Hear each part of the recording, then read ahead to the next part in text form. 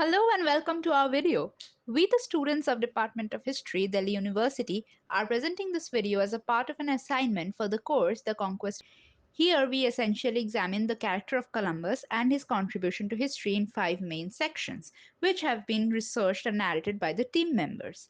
The very first section deals with the first voyage of Columbus as perceived in the primary sources of this period, which has been researched and narrated by Saikat Mondal. The second section deals with the fourth voyage of Columbus, again as perceived in the primary sources, which has been analyzed and presented by Riddhija Bhowal. The third section contains a detailed analysis of the secondary sources dealing with the voyages of Columbus as examined by Sankhya Jana. The fourth section examines the myriad perceptions of Columbus and his discovery as analyzed and presented by Barnak. Finally, Abhinav Sengupta underlines the popular perception of Columbus as seen in videos inhabiting spaces of popular culture. Welcome to our video and we hope you enjoy it. The first voyage of Columbus took place in August 1492. Three medium-sized vessels were taken by Columbus and his crew. The largest was the Santa Maria, a carack Spanish now, under the direct command of Juan de la Cosa. The other two were smaller vessels called Pinta, painted one in Castilian, one of which has lost its identity, and the other vessel, Santa Clara, was called the Nina, Carl, possibly referring to Juan Nino of Moguer, who was her owner. The Pinzon brothers Martin Alonso and Vicente Yanez piloted Pinta and Nina respectively. The primary sources of this period comprise of general and natural history of the Indies by Captain Gonzalo de Oviedo, Letters of Columbus, Digest of Logbook made by Bartholomew Las Casas, and Life of Columbus the Admiral written by his son Hernando Colon. Columbus started his journey on 6th August 1492. His journey to the Indies was not without any troubles, both in terms of mechanical failures such as the rudder of Pinta breaking down, as well as a problem from his crew when they mutinied in the course of journey, as they were unable to spot land and wanted to abandon the search and return to Spain. On October 7, the crew of Nina reported seeing a large flock of birds flying from southwest to the north and decided to follow the birds in order to find land. Finally, land was spotted on 11th October by a sailor named Rodrigo de Triana about Pinta. In course of the journey, they spotted tropical birds, sometimes weeds, petrels, dolphins, and other fish species. Columbus landed on 12th October in an island he calls San Salvador, which is also known to the locals as Guanani. It is interesting to note how Columbus names the islands. He either names it according to the names of Christian figures or his Spanish sovereigns. He named the island respectively as San Salvador, Santa Maria de Concepcion, Ferdinandina, La Isabela, La Isla Juana, and the island of La Spaniola. The route followed by Columbus, as Lord Donovan, the great English yachtsman who made a study of Columbus' navigation for his first voyage, declared, if a modern sailing vessel who wished to make a voyage from Palos to Bahamas and back, she couldn't follow a better course out and home than adopted by Columbus. And George Noon, further in his study of the first voyage, concluded that Columbus knew everything essential about the ocean winds and currents and understood them so thoroughly that he did not make a single false move in the entire voyage. According to Columbus, when persuaded to interact, the natives were quite generous and naive, willing to exchange significant amounts of valuable gold and cotton for useless glass trinkets, broken crockery, even shoelace tips. In the printed editions, albeit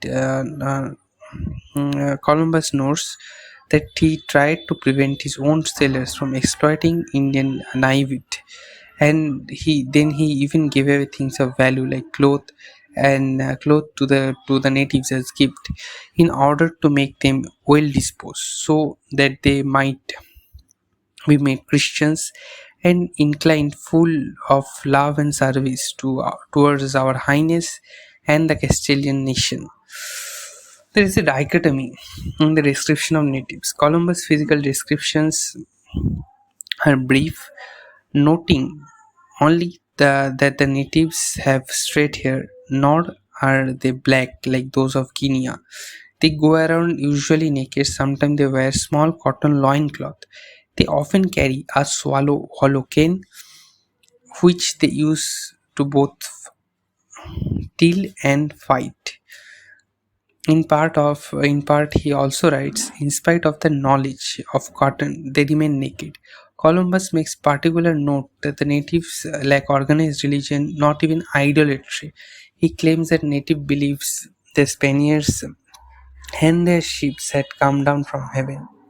Columbus observed that when encouraged to contact, the Indians are kind and naive, eager to barter priceless gold and cotton for meaningless glass trinkets, broken crockery, and soulless tips. Columbus' letters also provide native people's culture and lack of weapons, noting that they are destitute of arms which are entirely unknown to them, and for which they are not adapted, not on account of any bodily deformity, for they are well made, but because they are timid and full of terror. Writing that the natives are fearful and timid, guileless and honest, Columbus declares that the land could easily be conquered by Spain and the natives might become Christians and inclined to love our king and queen and princess and all the people of Spain. Towards the end of letter, Columbus reveals that local Indian told him about the possible existence of cannibal, which he referred at monsters. This is probably a probable reference of Caribs from Leeward Islands. Although neither of the word cannibal or Carib appear in printed edition, Columbus said monsters are reported to be long-haired, very ferocious in human flesh. This provides a overall view of Columbus' voyage. Though it is not full of its own difficulties, it is one of the first engagement of the old world with the new world. The fourth voyage of Columbus, as seen in the primary sources. The fourth voyage of Columbus, as perceived in his letters, was drastically different from his first one. This voyage took place in the years between 1502 and 1504. The primary sources for this period include a lengthy letter written by Columbus to the Spanish monarchs in which he tries to position himself in a particular way in the eyes of the sovereign. It also includes the will of Diego Mendes, which also refers to Columbus's fourth voyage. The main motive of this voyage was to discover a direct sea route to the Far East. Columbus, however, was not successful in this regard. What he ended up discovering was the mainland Middle America. Columbus journeyed along Central American coast, meticulously exploring present-day Honduras, Panama, and Costa Rica. One of the recurrent themes in the letter of Columbus is his frightful descriptions of the weather conditions faced by him and his crew. He repeatedly and graphically describes the tempestuous storms, the strong winds, the torrential downpours which characterized almost his entire voyage. He hops along various small islands in the Caribbean, beginning from Jamaica and ending at Dominica. He further highlights the precarious conditions of the ships, moth infested and worm eaten, which were unable to face the vagaries of nature. Columbus does not say much about his crew and is particularly interesting in the context of two mutinies breaking out among his crew in this voyage. While Columbus is completely silent on this issue, the possible reasons for the mutinies can be read as a subtext in his own writing, where he underlines in the very beginning that his crew had been unwilling to proceed in a particularly treacherous weather. But he had refused to yield to them in the hopes of his own personal gain of land and petty enmity with the Spanish officials appointed by the monarchs in this region. Columbus definitely highlights his own personal problems and perils for his audience back home. However, what is exclusive to his reports of the fourth voyage is his consistent complaining of the ill treatment that he had received under the order of the Spanish monarchs, where he and his brothers were humiliated, stripped naked, and put in chains. He protests his innocence but does not allude to the reasons for his punishment. In his pleas, Columbus highlights how he had been the pioneer of voyaging, and now even mere tailors were getting permissions to sail to the New World, something he believed to be his own exclusive right.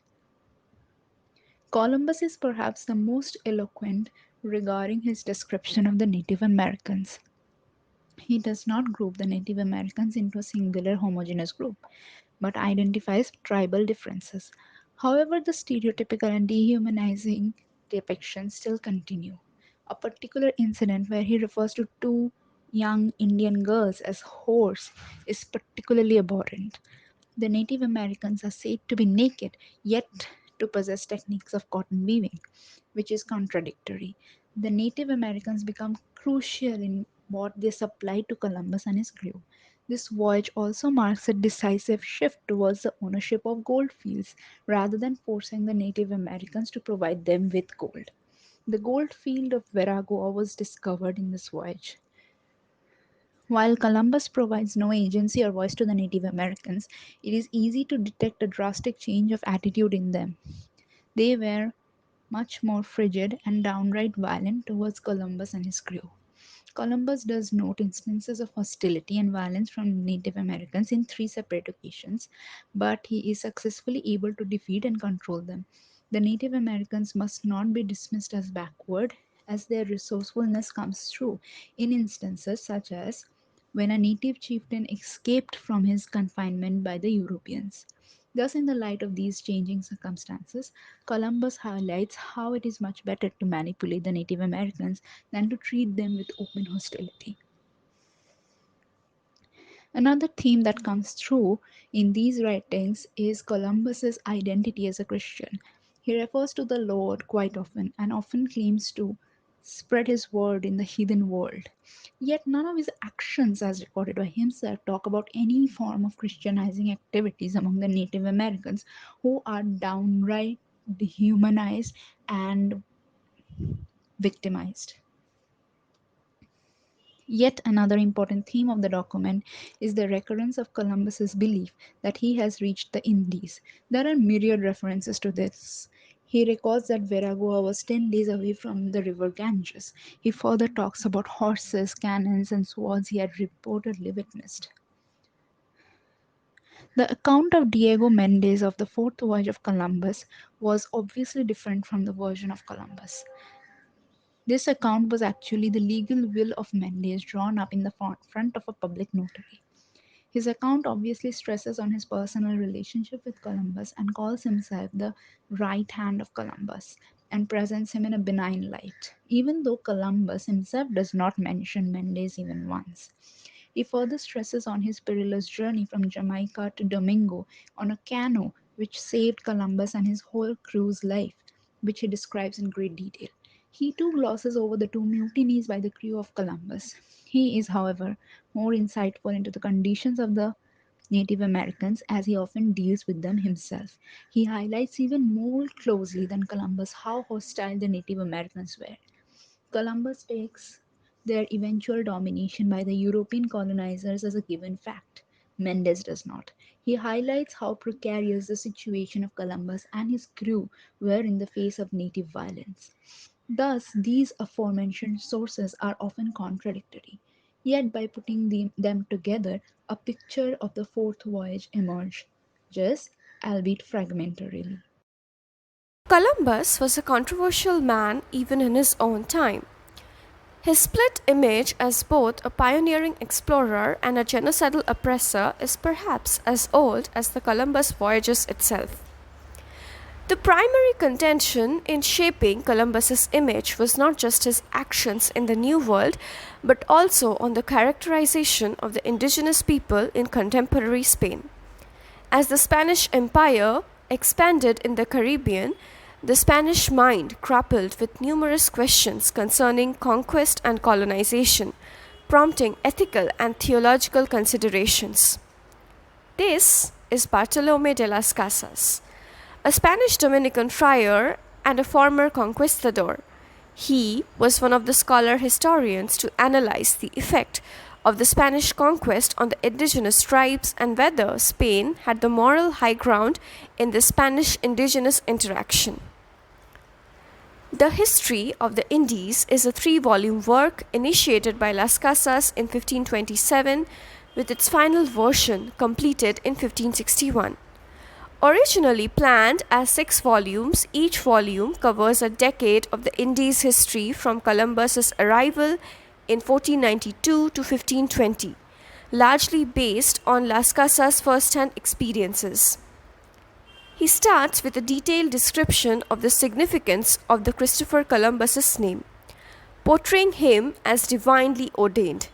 He repeatedly emphasizes the idea of Columbus being part of a divine plan to convert indigenous people to Christianity, despite the unjust actions of the earthly agents. Las Casas' meticulous attention to detail is evident in his narration of Columbus's voyages, including lists of items discovered and encounters with indigenous people. However, the most compelling aspect is his depiction of Columbus's death in poverty as divine punishment for his crimes against humanity. Las Casas seeks to impart moral lessons from Columbus's life, urging readers to acknowledge the truth and confront the injustices of colonization. History of the Indies was meant to leave a written record that would highlight Spanish cruelty and betrayal of their mission to Christianize and respect indigenous people. Thus, it is through Las Casas' narrative that we see Columbus fall from grace, from divinely ordained to divinely punished. But this is not the only way that Columbus's legacy is entwined with Las Casas. The source of Columbus's activities in the New World is his journal or his logbook. After returning to Spain in the spring of 1493, Columbus offered the journal to Queen Isabella. She had it copied, kept the original, and handed the copy to Columbus before his second voyage. Curiously enough, the original Spanish text has been lost since 1504. Historians in the past and today use copies of the journal as sources to reconstruct the early Spanish conquest of the Caribbean. And the most notable copy of Columbus's logbook has been made by none other than Las Casas. Historians have long since debated the accuracy of the Las Casas copy and its fidelity to the original. In reading Columbus, author Margarita Zamora asserts that Las Casas certainly inserts himself as a new narrative voice in the text, impacting its content at various levels. His editorial interventions, including paraphrasing, summarizing, and commentary, transform the original text, attributing different levels of authority and significance to various parts of the narrative.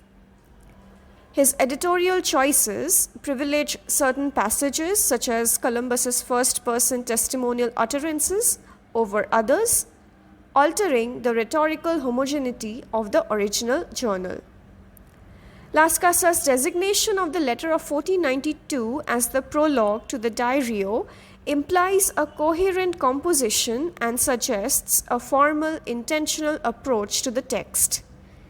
It suggests his intention to align Columbus's narrative with his own ethical and ideological concerns. Despite the departure from traditional prologue forms, Las Casas strategically redefines the Indies expedition as a Christian mission, framing it within a moralistic context. This editorial tactic to guide readers towards interpreting the voyage as a chiefly Christian endeavor. The Diario often diverges from the evangelical focus established in the prologue, emphasizing instead the economic potential of the newly discovered lands. References to evangelization are sparse, and when they do appear, they seem disconnected from the primary narrative, suggesting possible later additions or revisions. Thus, Las Casas' editorial interventions serve to privilege the evangelical dimension of the expedition, even if it contradicts Columbus's original accounts. While his pervasive editorial influence shapes the diario significantly, glimpses of the original discourse, with its blend of idealism, poetry, mercantilism, and imperialism, still shine through.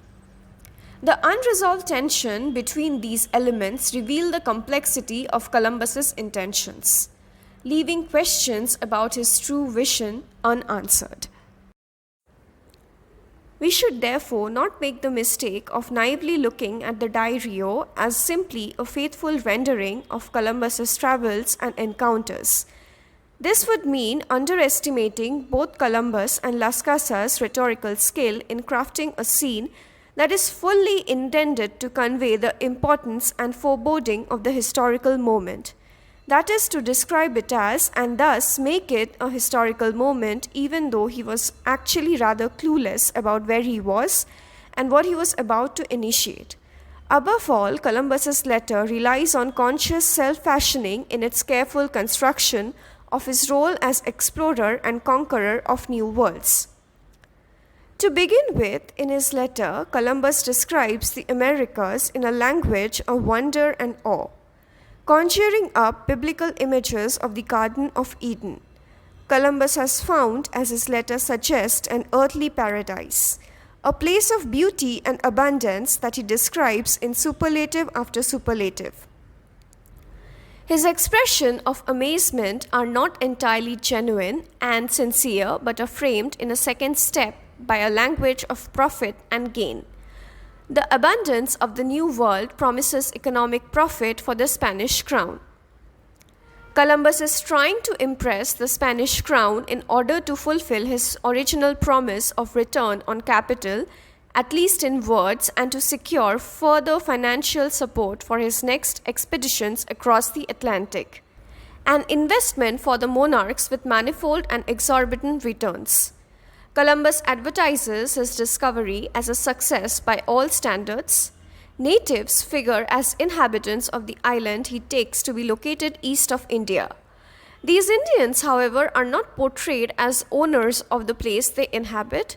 In the very beginning of his letter, Columbus describes how he takes possession of the New World by bringing the native population under Spanish colonial rule. For Columbus, taking possession is primarily the performance of a set of linguistic acts: declaring, witnessing, recording. He is obsessed with naming.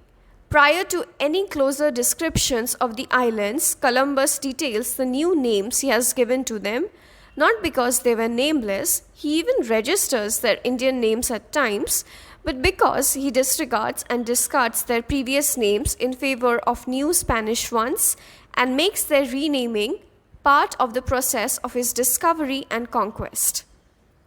Translating, naming, and classifying are operations that are part of the process of colonization and intricate parts of the process of othering, that is, of turning the native population into the other and the object of European rule.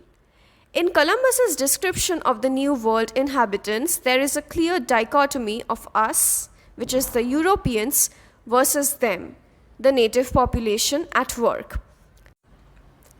Both groups are portrayed as fundamentally and irreconcilably different from each other. Thus, the natives are described as children of nature by Columbus, as extraordinarily timid, naked, instinctive, trusting, generous, gullible, and ignorant, and they have no weapons apart from sticks of cane. By inference, Columbus and his men are superior in every way. They represent culture, not nature, and thus refinement and progress against the backdrop of the natives' natural state, in terms of their clothes, their religion, and their technology. Columbus takes possession of the islands and of the natives, implying that he is authorized to do so at will. He fleshes out the culture-nature divide between Europeans and indigenous population, who by definition are closely related to the soil of their native land. Overall, the natives are not portrayed as individuals but as a generalized group of Indians. In his assessment of Columbus's hermeneutical skills, Svetsson Todorov even contends that Columbus was more perspicacious when he was observing nature than when he was trying to understand the natives. His hermeneutic behavior is not precisely the same in the one case as in the other, hereby ranking the natives human beings inhabiting the new world below the level of inanimate world of nature and landscape. The cherished assumption of his own superiority registers at every level of Columbus's letter and is part of his finalist view.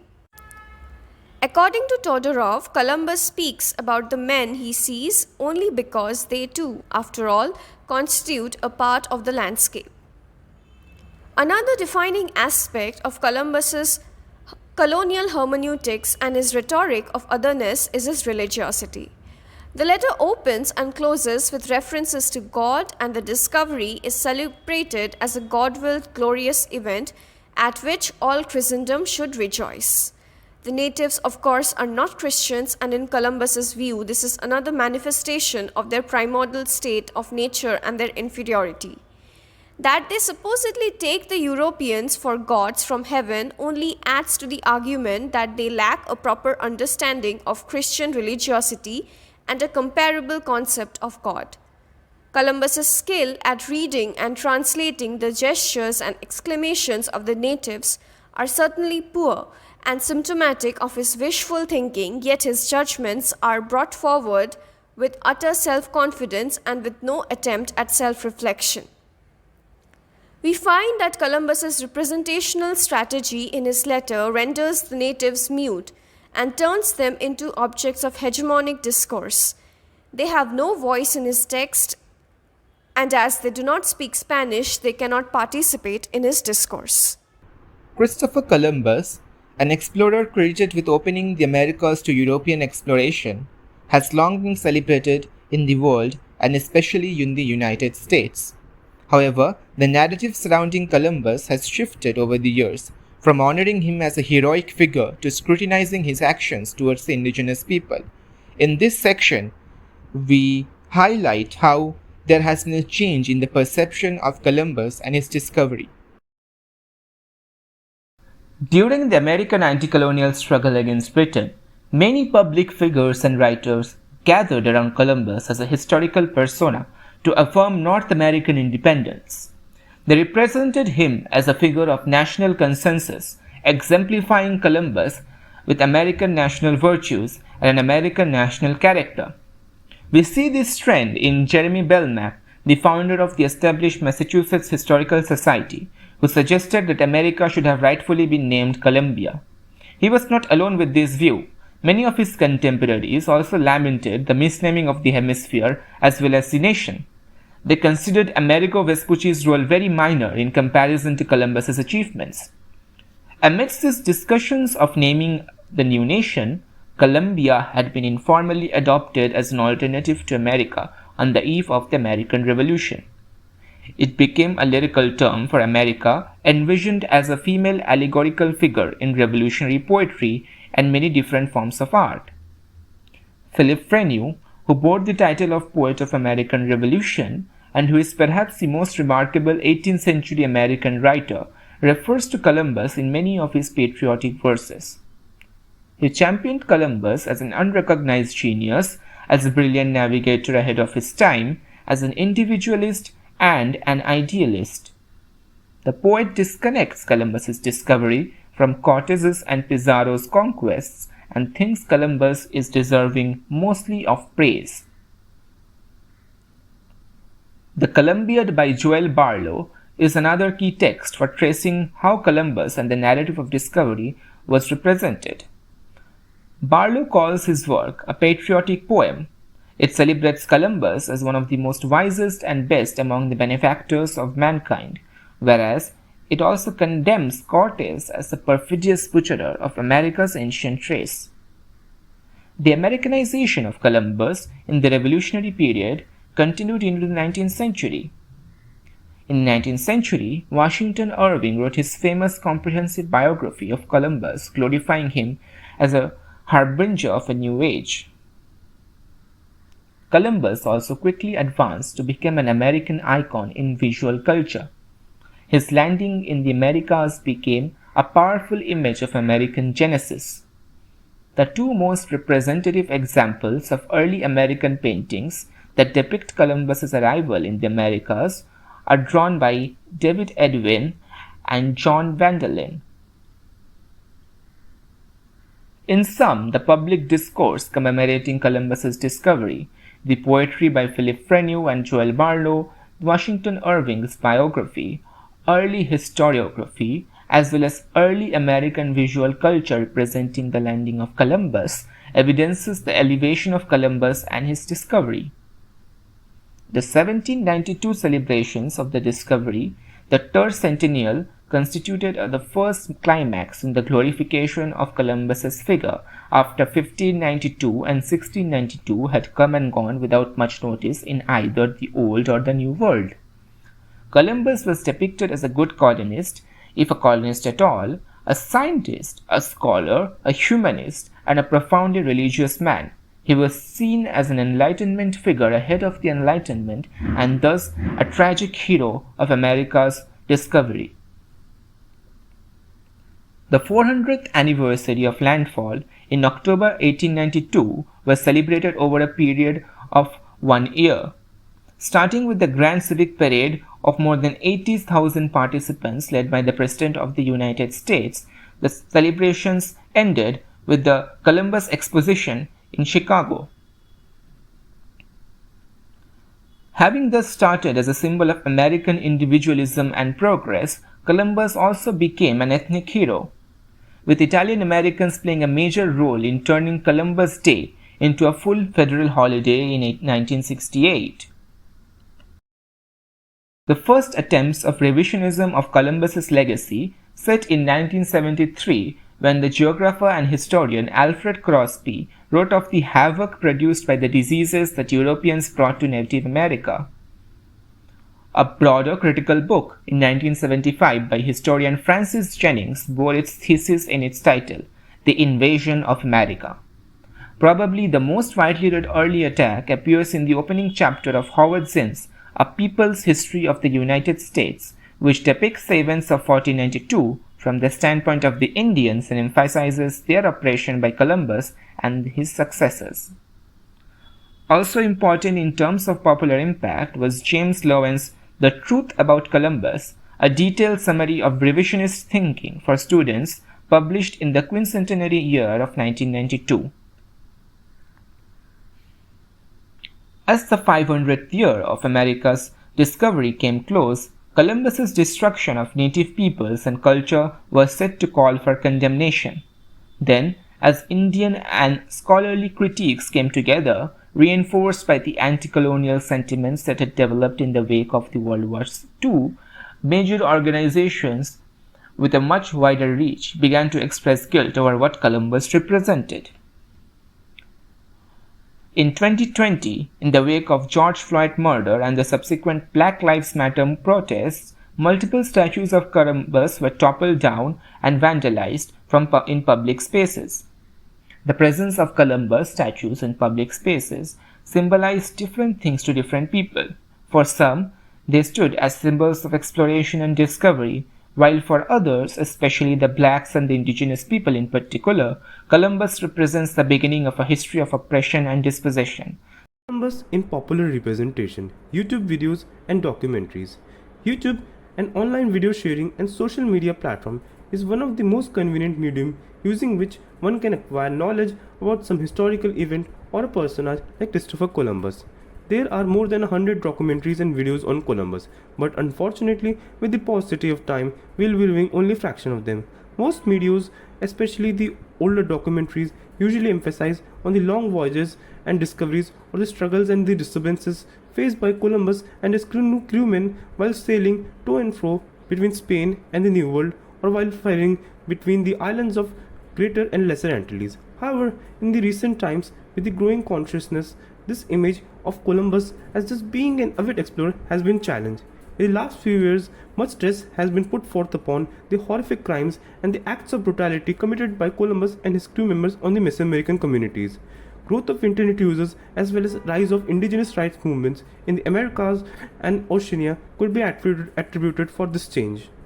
Here we'll be reviewing 4 videos. So moving on to our first video, History vs. Christopher Columbus by Alex Gender, is an animated courtroom drama uploaded by the channel TED on the Columbus Day.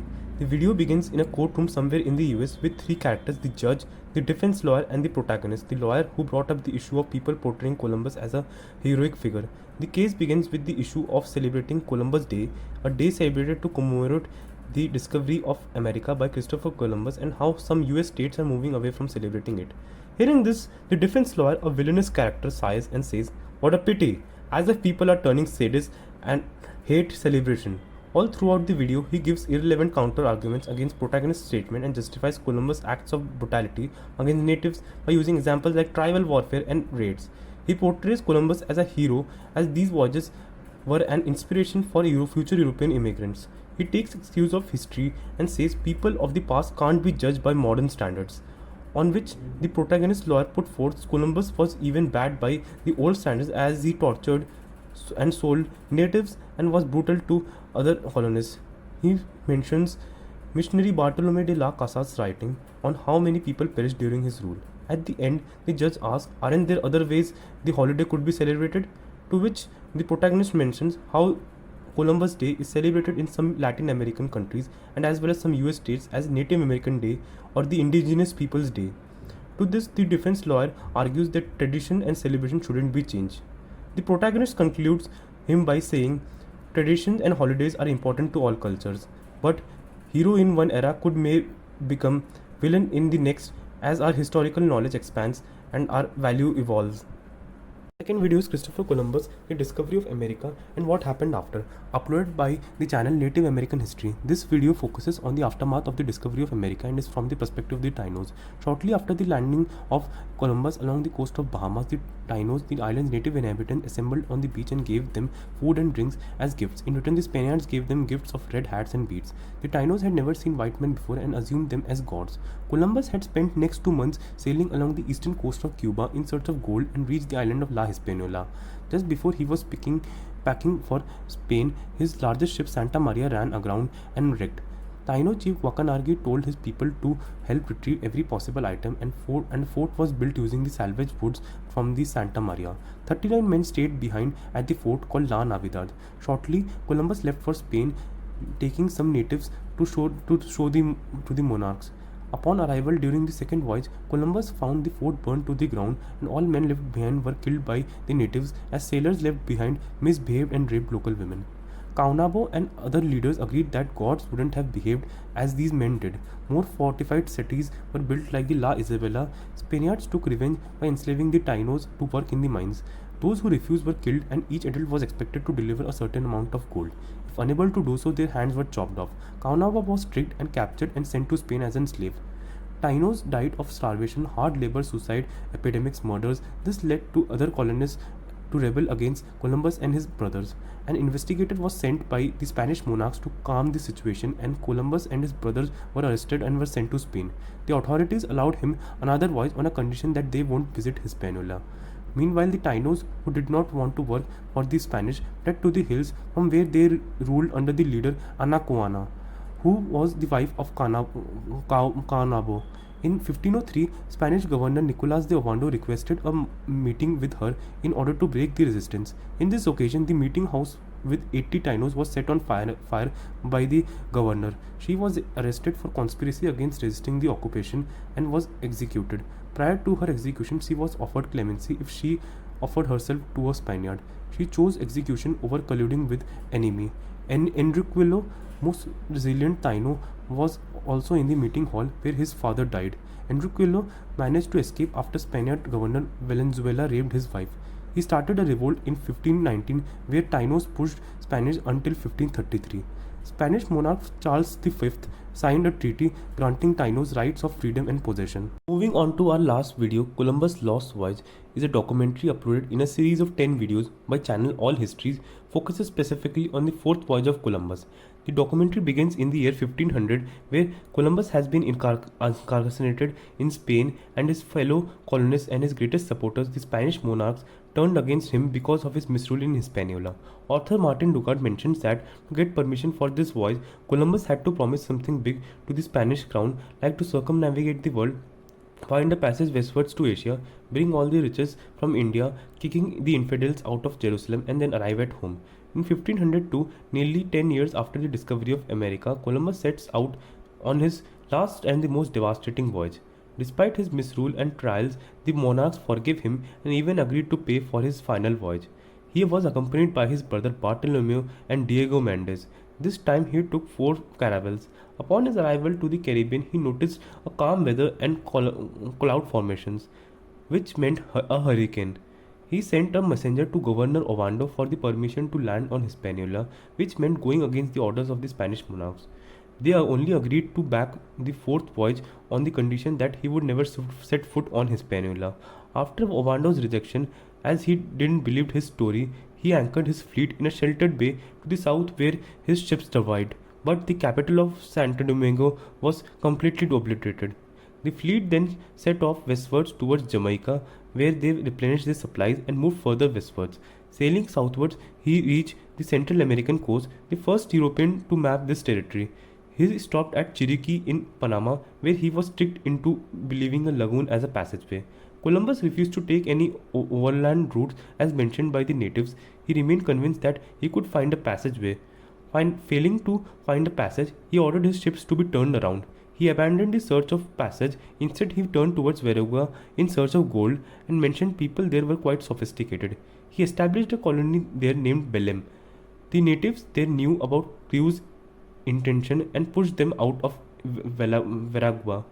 The return journey was more treacherous as their ships were slowly sinking as they were being eaten by worms, and the fleet was hit by a mighty storm. The crew eventually shipwrecked along the coast of Jamaica.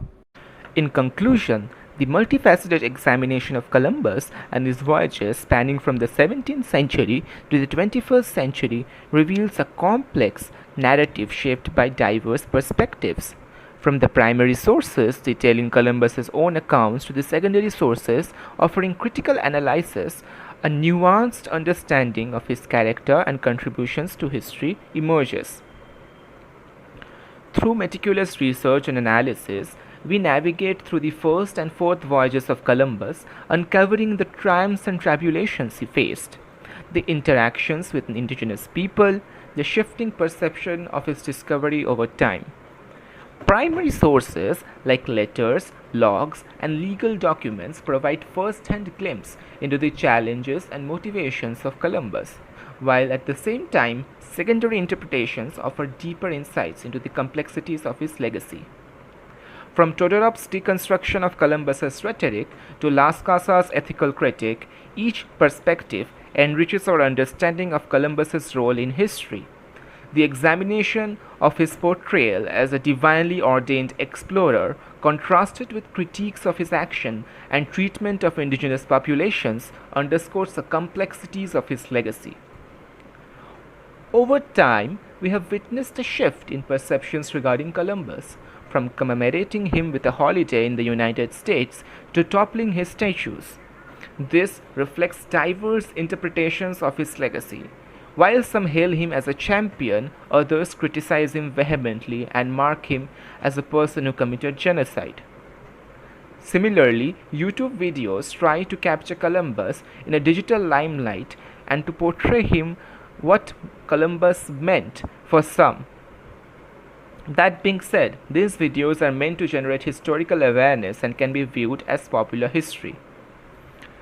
In a sense, the exploration of Columbus and his voyages serves as a lens through which we can examine broader themes of colonialism, cultural encounter, and historical interpretation. By engaging with diverse perspectives and interrogating historical narratives, we are better equipped to critically evaluate the legacy of Columbus and its implications for understanding of the past and present.